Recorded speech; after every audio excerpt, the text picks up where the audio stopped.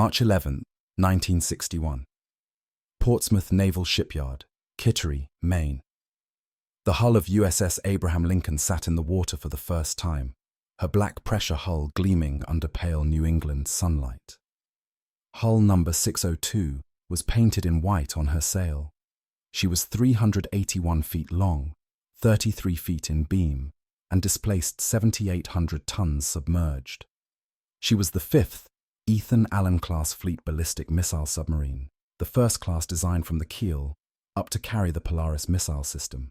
16 vertical launch tubes ran through her midsection, each 30 feet tall, each designed to house a Polaris A-2 ballistic missile with a W-47 thermonuclear warhead.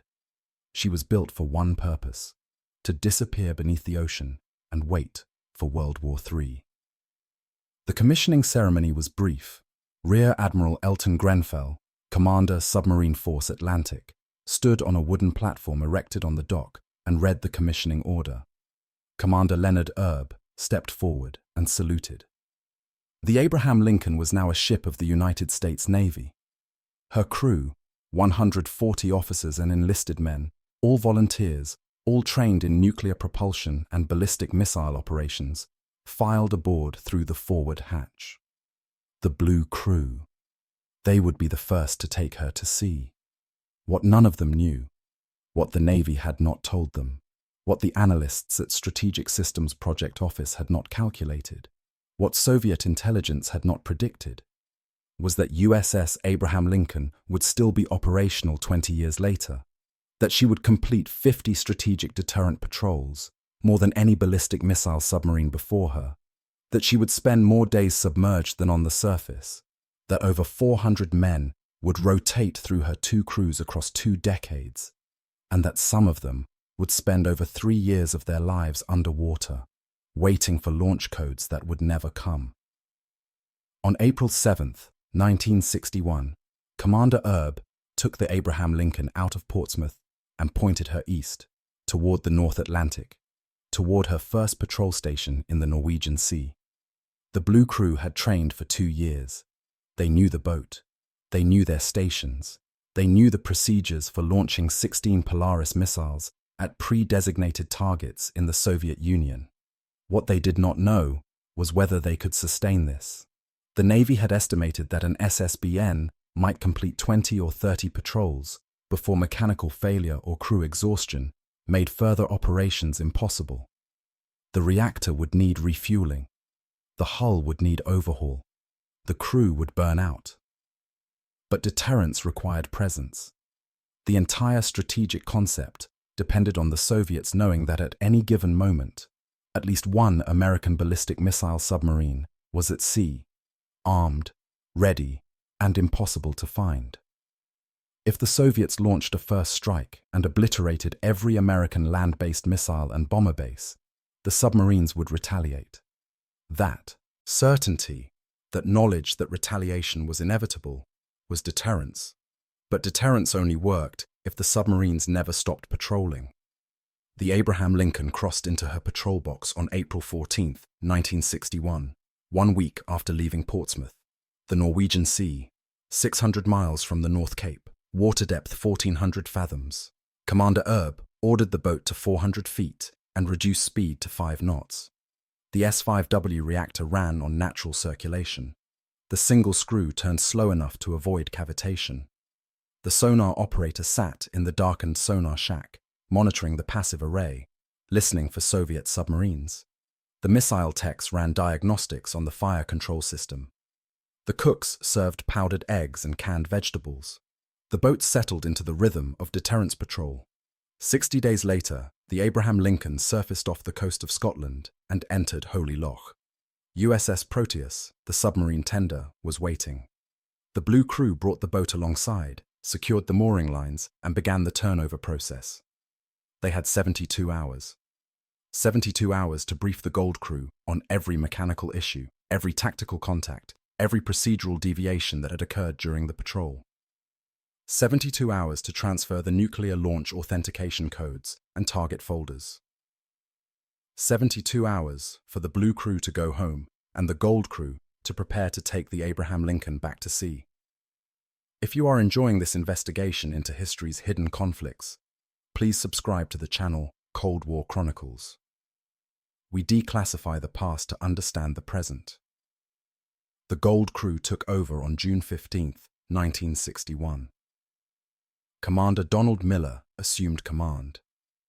The Blue Crew watched from the dock as the Abraham Lincoln cast off her lines and disappeared beneath the surface of the Firth of Clyde. Some of them would never see the Gold Crew. The two crews operated on opposite schedules, one at sea, one on shore. They shared the same submarine, the same bunks, the same equipment, but they were strangers. A Blue Crew sonar operator might sleep in the same rack as a Gold Crew sonar operator, but they would never meet. They would read each other's handwritten notes in equipment logs. They would eat food the other crew had stocked. They would operate machinery the other crew had maintained, but they would never serve together. This was the two-crew concept, and it was radical. Traditional naval doctrine held that a ship and her crew were inseparable. A destroyer captain commanded his ship and his men as a unified entity. But ballistic missile submarines could not afford downtime. Deterrence required continuous at-sea presence, so the Navy created two complete crews for each SSBN. While one crew was at sea, the other was in port, training, resting, spending time with families. The boat never stopped. The mission never stopped. Only the men rotated. The Gold Crew completed patrol number 2 and returned to Holy Loch on August 20, 1961. The Blue Crew took over, patrol number 3, then the Gold Crew again, patrol number 4, back and forth, blue, gold, every 60 days, like clockwork. The Abraham Lincoln became a ghost ship, perpetually at sea, perpetually armed, perpetually waiting. In October 1962, the cycle broke. The Cuban Missile Crisis. The Abraham Lincoln was in port at Holy Loch undergoing maintenance when the flash message came through. Emergency deployment. Immediate departure. The Blue Crew recalled every man from shore leave, completed emergency provisioning in 6 hours, and took the boat to sea. They would remain submerged for 65 days, the longest patrol of the crisis, waiting for launch codes while Kennedy and Khrushchev brought the world to the edge of nuclear war. When the Abraham Lincoln finally surfaced in late December, the crew had aged 10 years in 2 months. But the patrol counted. Number 7. The cycle resumed. Blue Crew, Gold Crew, Blue Crew, Gold Crew. Holy Loch to the Norwegian Sea. 60 days submerged, 72-hour turnover. Repeat. The reactor ran continuously. The Polaris missiles sat in their tubes, ready. The sonar operators listened for Soviet submarines. The missile techs practiced launch procedures. The cooks served powdered eggs and canned beans. The bunks were always warm because someone had just vacated them and someone else was about to occupy them. In 1965, the Abraham Lincoln shifted home ports from Holy Loch to Guam. The Pacific. New patrol zones. The Sea of Japan. The Philippine Sea. New Soviet targets. Vladivostok. Petropavlovsk. The Far Eastern Fleet bases. The mission remained the same. Deterrence. Presence. Waiting. The crew began to age in ways that were difficult to measure. Not just physically, though there was that. Men in their 20s developing back problems from sleeping in narrow bunks, gaining weight from lack of exercise and poor diet, losing hair from stress. But psychologically, the patrol cycle was relentless. 60 days at sea, 30 days at home, 60 days at sea, 30 days at home, year after year. Some men adapted, some thrived on the routine, the technical challenge, the sense of purpose. They re-enlisted. They served multiple tours aboard the Abraham Lincoln, rotating between Blue and Gold crews. They became lifers. Others broke. The Navy did not call it breaking. The Navy called it administrative separation, or medical discharge, or failure to adapt to submarine service. But it was breaking.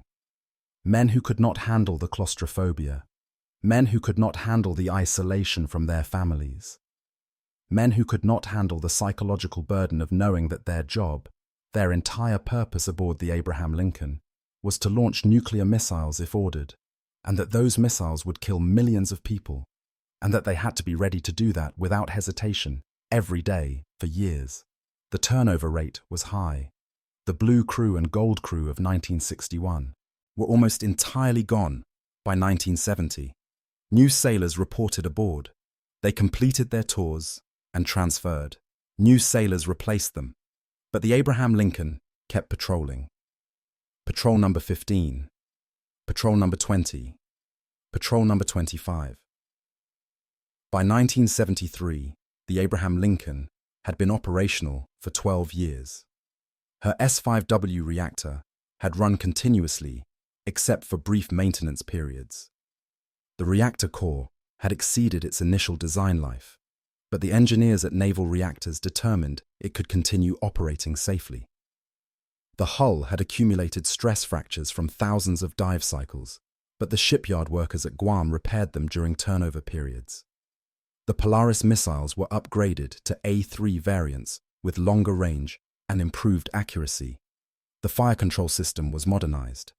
The sonar was upgraded to a newer passive array. The Abraham Lincoln was old by submarine standards, but she was still operational, still deterring, still patrolling. In 1975, Commander James Patterson took command of the Blue Crew. He had served aboard the Abraham Lincoln as a junior officer in 1963 during the post-Cuban Missile Crisis patrols. Now he was the commanding officer. He knew the boat better than most men knew their own homes. He knew the sound of her reactor at different power levels. He knew the creak of her hull at 400 feet depth. He knew which bunks had broken springs and which sonar displays had dead pixels and which hatches required an extra turn to dog properly. Patterson also knew the crew. He knew that the average Blue Crew sailor in 1975 was older, more experienced, and more cynical than the average Blue Crew sailor in 1961. The early crews had been pioneers, volunteers excited about serving on the cutting edge of naval technology. The 1975 crews were professionals. They did their jobs competently, but the romance was gone. They knew what deterrence patrol meant. 60 days of boredom punctuated by brief moments of tension when a Soviet submarine was detected, followed by more boredom.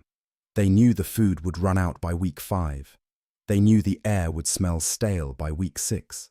They knew they would return to port exhausted, spend 30 days with families who barely recognized them, and then do it all again. But they kept doing it. Patrol number 37, patrol number 40, patrol number 43. In early 1977, as the Abraham Lincoln prepared for patrol number 49, Commander Patterson received a message from Sublant. The 50th patrol would be a milestone. No ballistic missile submarine had ever completed 50 strategic deterrent patrols. The Navy wanted to recognize the achievement. There would be a ceremony when the Abraham Lincoln returned to Guam after Patrol 50. The crew would receive commendations. The boat would receive a unit citation. Naval historians would document the milestone. Patterson read the message twice. 50 patrols. 16 years of continuous operations. Over 3,000 days at sea. He calculated quickly. If the average patrol was 60 days, 50 patrols meant 3,000 days submerged. That was over 8 years underwater. 8 years of the Abraham Lincoln's 20-year life spent below the surface, invisible, waiting. He thought about the men who had made that possible. The hundreds of sailors who had rotated through the blue and gold crews. The sonar operators who had spent thousands of hours wearing headphones, listening to the ocean. The missile techs who had practiced launch procedures until they could execute them in their sleep. The cooks who had made edible meals out of canned rations. The engineers who had kept the reactor running. The commanders who had carried the weight of nuclear launch authority. And he thought about the families. The wives who had raised children alone while their husbands were at sea. The children who had grown up barely knowing their fathers. The parents who had watched their sons disappear beneath the ocean every 2 months for years on end. 50 patrols. The Abraham Lincoln had not just survived. She had proven that continuous nuclear deterrence was sustainable, that the two-crew system worked, that a submarine could remain operational for 2 decades, that deterrence could last as long as it needed to. March 15, 1977, USS Abraham Lincoln departed Guam for patrol number 49. Commander Patterson stood on the bridge as the boat pulled away from the dock, watching the island disappear astern. The crew was quiet. They knew what was coming. One more patrol after this, and they would make history. 50 patrols, a number that had seemed impossible when the boat was commissioned in 1961. The transit to the patrol station was routine. The Philippine Sea, then north into the Sea of Japan. The Abraham Lincoln submerged at the 100-fathom curve and went deep. 400 feet. Silent running. The reactor hummed. The sonar painted a picture of the ocean in sound. Soviet fishing trawlers on the surface. Occasional merchant traffic. And somewhere out there, Soviet attack submarines. Victor-class boats, faster and quieter than the November-class boats of the 1960s. The game had evolved. The Soviets had gotten better at hunting American boomers, but the Abraham Lincoln had gotten better at hiding. Patterson spent most of the patrol in the control room or his cabin, reviewing patrol reports from previous commanding officers. 16 years of accumulated knowledge. Tactical lessons learned the hard way. Which patrol zones had the heaviest Soviet presence? Which approach routes to patrol stations were safest? Which depths provided the best acoustic camouflage? The Abraham Lincoln had been gathering intelligence for 16 years, and that intelligence was written in logbooks and patrol reports that filled an entire safe in the captain's stateroom. On April 20, 1977, the sonar operator called out a contact. Con, sonar, new contact. Designate Sierra 3, bearing 085. Range estimate 9,000 yards. Classify possible submarine. Nuclear signature. A Victor, Soviet attack submarine. Probably out of Vladivostok. Probably running a patrol line looking for exactly what the Abraham Lincoln was. An American ballistic missile submarine. Patterson made the call in 5 seconds. Helm, come left to course 270. Maintain depth. Reduce speed to 3 knots.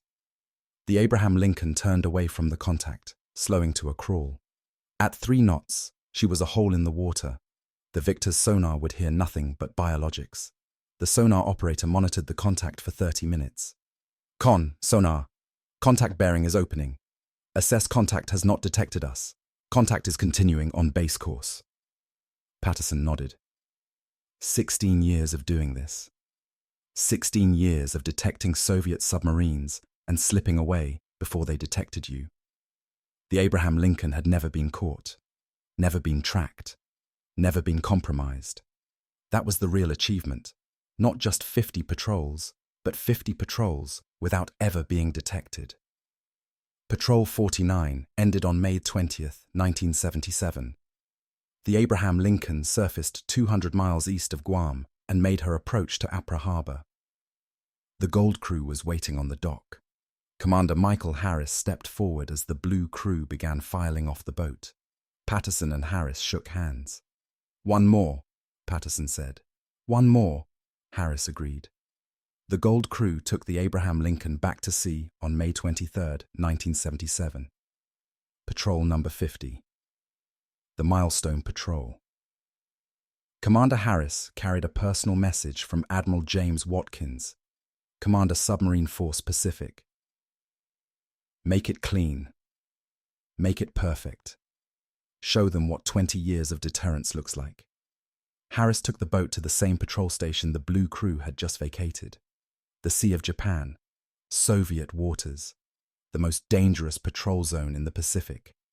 If the Abraham Lincoln was going to make history, she would do it where it mattered most, on the doorstep of the Soviet Far Eastern Fleet. The patrol was flawless. No mechanical failures, no reactor incidents, no detection by Soviet forces. For 60 days, the Abraham Lincoln sat at 400 feet depth, 16 Polaris A-3 missiles armed and ready, fire control system online, launch authentication codes sealed in the captain's safe. Waiting, as she had waited for 16 years, as she would continue waiting until the mission was complete or the world ended. On July 22, 1977, Commander Harris received the message he had been waiting for. Return to port. Patrol complete. He read the message to the crew over the 1MC speaker system. Gentlemen, we have just completed the 50th strategic deterrent patrol in the history of USS Abraham Lincoln. You are now part of naval history. Well done. The crew did not cheer. They were too tired for that. But there were smiles, nods, quiet satisfaction. They had done something no other submarine crew had ever done. They had proven that deterrence could be sustained indefinitely. The Abraham Lincoln surfaced on July 25, 1977, 100 miles east of Guam. The sky was clear. The sea was calm. Harris stood on the bridge and looked at his crew as they came up through the hatch, blinking in the sunlight. Some of these men had served multiple patrols aboard the Abraham Lincoln. Some had been aboard for the Cuban Missile Crisis. Some had joined just months ago, and this was their first patrol. But all of them had contributed to the milestone. The approach to Guam was ceremonial. A destroyer escort met the Abraham Lincoln 20 miles out and formed up alongside. A Coast Guard cutter joined them 10 miles out. By the time the Abraham Lincoln entered Apra Harbor, she had an escort of 6 ships, destroyers, frigates, and patrol boats, all rendering honors as the submarine passed. The dock at Guam was lined with people. Admiral Watkins was there. The base commander was there. The blue crew was there. Commander Patterson and his men standing at attention in dress uniforms. Families were there, wives and children waving American flags. Press photographers were there, their cameras clicking as the Abraham Lincoln approached the pier. Harris brought the boat alongside at 1000 hours. The mooring lines were secured. Shore power was connected. The Gold crew filed off the boat and formed up on the dock. Admiral Watkins stepped forward. "Men of USS Abraham Lincoln," he said, his voice carrying across the pier. "You have just completed a mission that many believed was impossible. 50 strategic deterrent patrols over 16 years, more than 3,000 days at sea, over 8 years submerged. You have proven that continuous nuclear deterrence is not just a theory. It is a reality. You have proven that American resolve can be sustained indefinitely. You have proven that deterrence works. On behalf of the United States Navy and the American people, thank you." The crew stood at attention. Some of them had tears in their eyes, not from emotion exactly, from exhaustion, from relief, from the knowledge that they had carried an impossible burden and not collapsed under the weight. The ceremony continued. Unit citations were awarded. Individual commendations were presented. The patrol pennant, a long blue streamer with 50 white stars, one for each patrol, was raised on a flagpole erected on the dock. Photographers took pictures. Families embraced their sailors. The press asked questions. But Commander Harris was not paying attention to the ceremony. He was looking at the Abraham Lincoln. Her black hull was streaked with rust. Her sail was dented from 16 years of seawater pressure. Her deck was worn smooth from thousands of hours of watchstanders moving fore and aft. She looked old, tired, used up, but she was still operational. The reactor was still running. The missiles were still armed. The crew was still ready. 50 patrols had not broken her. 16 years had not defeated her. She could go back to sea tomorrow if ordered, and she would. The Abraham Lincoln completed 4 more patrols between July 1977 and February 1981. Patrol 51, Patrol 52, Patrol 53, Patrol 54. The cycle never stopped. Blue crew, gold crew, blue crew, gold crew. 60 days at sea, 30 days in port, repeat. The milestone of 50 patrols had come and gone, and the mission continued because deterrence required it. But by 1980, the Abraham Lincoln was showing her age. The S-5W reactor core was exhausted and needed refueling. a process that would require 18 months in dry dock and cost more than building a new submarine. The hull had accumulated stress fractures that could no longer be repaired during brief maintenance periods. The Polaris A-3 missiles were being phased out in favor of the newer Trident system, which required larger launch tubes that the Abraham Lincoln did not have. The boat was obsolete. In November 1980, the Navy announced that USS Abraham Lincoln would be decommissioned in early 1981. The decision was not a surprise. The boat had exceeded her design life by 5 years. She had completed 54 patrols, 24 more than the original estimate of 30. She had spent 20 years at sea. She had done her job. The Blue crew completed the final patrol in January 1981. Commander David Thornton brought the boat into Guam for the last time on February 10, 1981. The Gold crew was on the dock, but there would be no turnover. This was the end. The decommissioning ceremony was held on February 28, 1981. The crew assembled on the dock. Admiral Watkins was there again, older now, about to retire himself. He read the decommissioning order. Commander Thornton stepped forward and saluted. The commission pennant was lowered. USS Abraham Lincoln was no longer a ship of the United States Navy. The crew filed off the boat one last time. Some of them had served aboard her for a decade or more, cycling between blue and gold crews, spending years of their lives in her cramped compartments. They walked down the gangway and did not look back. Looking back made it harder. The Abraham Lincoln sat at the dock for 6 months while the Navy decided what to do with her. The reactor was defueled. The missiles were removed. The classified equipment was stripped out. In August 1981, she was towed to the Naval Inactive Ship Maintenance Facility in Bremerton, Washington, where she joined the ghost fleet of decommissioned submarines, awaiting final disposal. In 1994, 13 years after decommissioning, USS Abraham Lincoln entered dry dock at Puget Sound Naval Shipyard for final scrapping under the ship's submarine recycling program. The process took 18 months. The reactor compartment was cut out and transported to the Hanford Nuclear Reservation for long-term storage. The hull was cut into sections and melted down. By 1996, nothing remained of the submarine that had completed 54 strategic deterrent patrols and spent 20 years carrying the weight of nuclear deterrence. But the legacy remained. The legacy of USS Abraham Lincoln was not measured in tonnage or missile tubes or reactor specifications. It was measured in people, in the over 400 men who served aboard her across 20 years, in the families who waited at home while their husbands and fathers disappeared beneath the ocean every 2 months, in the commanders who carried the weight of nuclear launch authority for years on end, in the Navy's understanding that continuous deterrence was not just theoretically possible, it was practically sustainable. Commander Leonard Erb, who took the Abraham Lincoln on her first patrol in 1961, retired from the Navy in 1975 with the rank of captain. He had commanded the Blue crew during some of the most tense periods of the Cold War, including the Cuban Missile Crisis. In retirement interviews, he rarely spoke about the specific missions. When asked about the psychological burden of carrying nuclear weapons, he would say only that, "You train until you can execute without thinking, and you hope you never have to."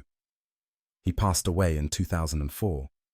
His obituary mentioned his command of USS Abraham Lincoln, but did not mention that he had been prepared to launch 16 nuclear missiles at Soviet cities if ordered. Commander Donald Miller, who commanded the Gold crew during the same period, remained in the submarine service and eventually commanded USS Ohio, SSBN 726, the lead boat of the Ohio-class ballistic missile submarines that replaced the Ethan Allen class in the 1980s. He brought lessons learned from the Abraham Lincoln to the Ohio program, lessons about crew endurance, maintenance cycles, and the psychological sustainability of deterrence patrols. He retired as a Rear Admiral in 1989. Commander James Patterson, who commanded the Blue crew during the approach to the 50th Patrol, later served as Chief of Staff for Submarine Force Pacific. He was intimately involved in the development of the Trident missile system and the Ohio-class submarines. In a 1995 interview with the Naval Institute, he reflected on the Abraham Lincoln. "We proved that you could keep a submarine at sea indefinitely.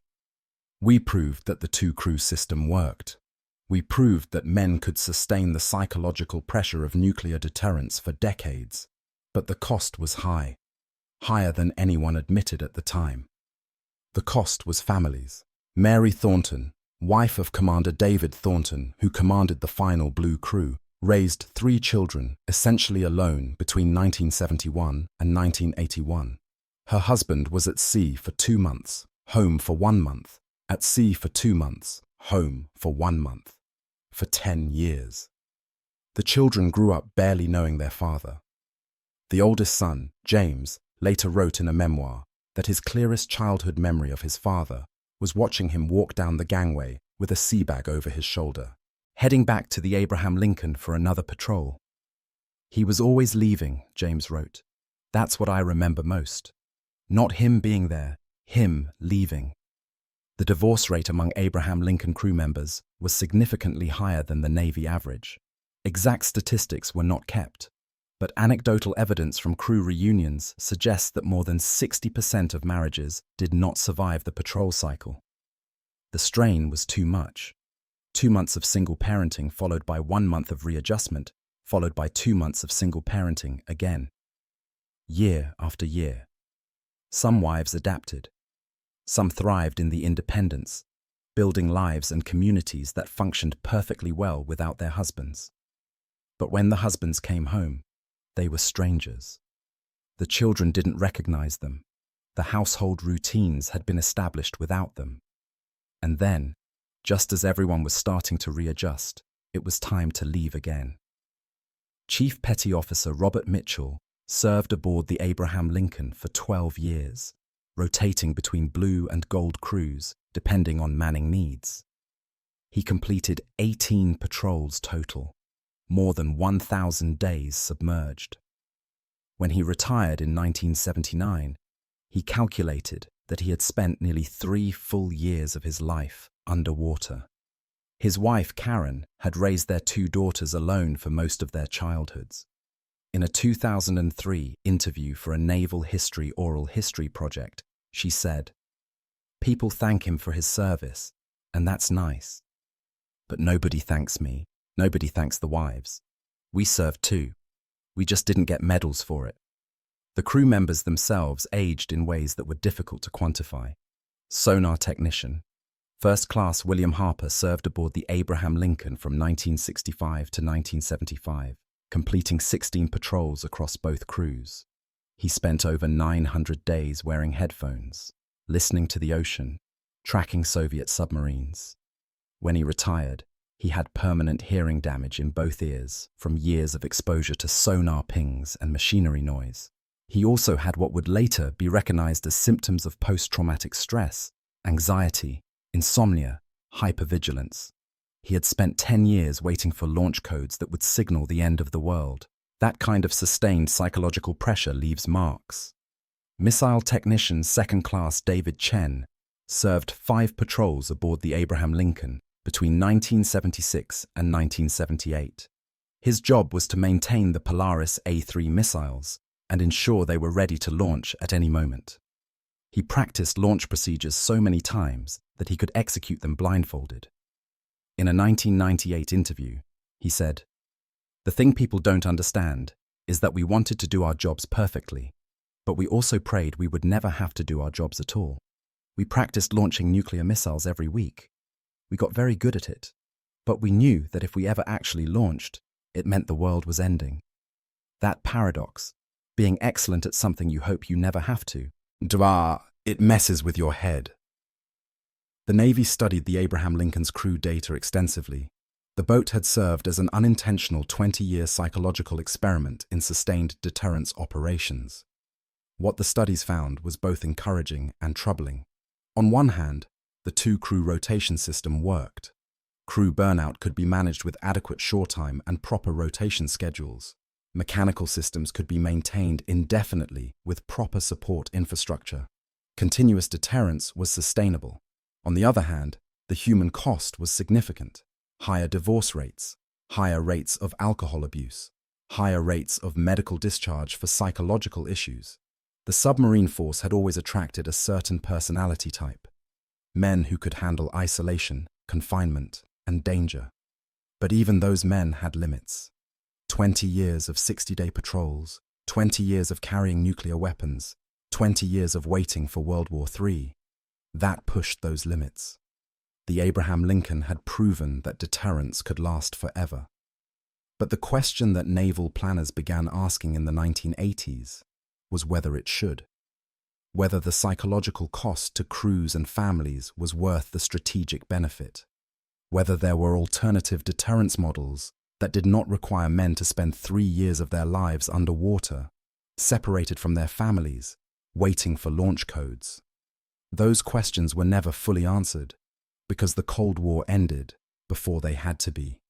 The Soviet Union collapsed in 1991. The existential nuclear threat diminished. The ballistic missile submarine force continued operations, but the psychological pressure eased. The Ohio-class submarines that replaced boats like the Abraham Lincoln had better habitability, better communications with shore, better crew support systems. The lessons learned from the Abraham Lincoln informed every aspect of their design. But for the men who served aboard the Abraham Lincoln, the Cold War never fully ended. It lived in their memories, in their nightmares, in the way they startled at sudden noises, in the way they couldn't sleep in total silence because they were used to the hum of a reactor and the whisper of water along a hull, in the way they looked at their grown children and realized they had missed most of their childhoods. In 2001, 40 years after the Abraham Lincoln's commissioning, the Blue Crew held a reunion in San Diego. About 60 former crew members attended, along with some family members.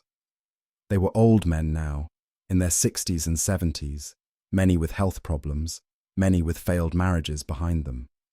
They stood in a hotel conference room and looked at pictures of themselves in 1961. Young men in dungarees, standing on the deck of a brand new submarine, ready to change the world. Commander Patterson, retired now but still called captain by the crew, stood up and spoke. "We did something important," he said. "We proved that deterrence works. We proved that you can sustain a military mission for 20 years without firing a shot. We carried enough nuclear firepower to destroy the Soviet Union, and we never used it. That's the real achievement. Not the 50 patrols, not the records. The fact that we were ready, and we never had to be." There was silence in the room. Some of the men nodded. Some of them cried. "But it cost us," Patterson continued. "It cost our families. It cost our health. It cost us years of our lives that we can never get back. And I think it's important that we acknowledge that. We did our duty. We served our country. But the price was high. If you found this investigation into the invisible warriors of the Cold War compelling, we need your help to ensure these stories reach more people.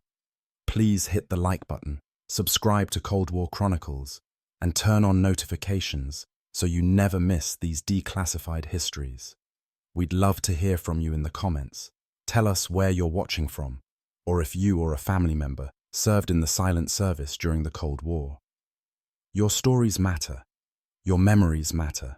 Every like, every subscription, every comment helps us share these forgotten chapters with a new generation. You're not just watching history, you're helping preserve it. Thank you for being part of this community. The reunion ended with a ceremony. The crew had pooled money to commission a memorial plaque. It was bronze, about 2 feet square, engraved with the hull number 602 and the dates of service, 1961 to 1981. Below that was a list of patrol numbers, 1 through 54, and below that, a simple inscription, "To the men who waited, so the world never had to." The plaque was donated to the Submarine Force Museum in Groton, Connecticut, where it now hangs in the Cold War Deterrence exhibit. Visitors walk past it every day. Most of them don't know the story behind it. They see the patrol numbers and think, 54 patrols, that's impressive, and move on to the next exhibit. But the men who served aboard the Abraham Lincoln know. They know what each of those 54 numbers represents. 60 days submerged. 60 days of recycled air and powdered eggs and sonar watches and missile drills. 60 days of waiting. 60 days of being ready to end the world. They know that Patrol Number 7 was the Cuban Missile Crisis, when they genuinely believed they might have to launch. They know that Patrol Number 32 was when Seaman Thomas Bradford had a psychological breakdown in the torpedo room and had to be sedated and evacuated to shore when they surfaced. They know that Patrol Number 41 was when the reactor had a minor coolant leak and the engineers worked for 18 straight hours to repair it without surfacing. They know that Patrol Number 50 was when they made history, and it felt like just another patrol. The Abraham Lincoln proved what the Navy needed to prove, that continuous nuclear deterrence was sustainable, that submarines could remain operational for decades, that the two-crew system worked. She did her job perfectly for 20 years. But she also proved something else. She proved that there is a cost to deterrence that doesn't appear in budget reports or strategic analyses. A cost measured in broken families, in children who grew up without fathers, in men who spent years of their lives in steel tubes, 400 feet underwater, waiting for orders to commit mass murder. A cost that was paid willingly, but was nonetheless real. The Ohio-class submarines that replaced the Abraham Lincoln incorporated lessons learned from her 20-year career. Better habitability, better psychological support, better family support programs, shorter patrol cycles, improved communications. The Navy recognized that if deterrence was going to last indefinitely, and after the Abraham Lincoln, they knew it could, then the human systems had to be sustainable, as well as the mechanical systems. But for the 400 men who served aboard USS Abraham Lincoln between 1961 and 1981, those improvements came too late. They had been the test case, the proof of concept. The ones who proved it could be done.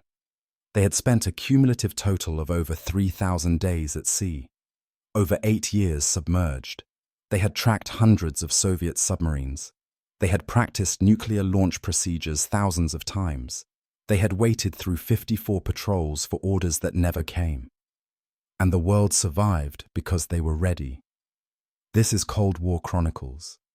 If you enjoyed this deep dive into the invisible war, please subscribe and turn on notifications. We have only just scratched the surface of the secrets buried beneath the ice. Thank you for watching, and thank you for ensuring that the men of USS Abraham Lincoln are not forgotten. Their service, their sacrifice, and their families' sacrifice made deterrence real. They proved that peace could be maintained not through victory, but through readiness. They waited so we didn't have to.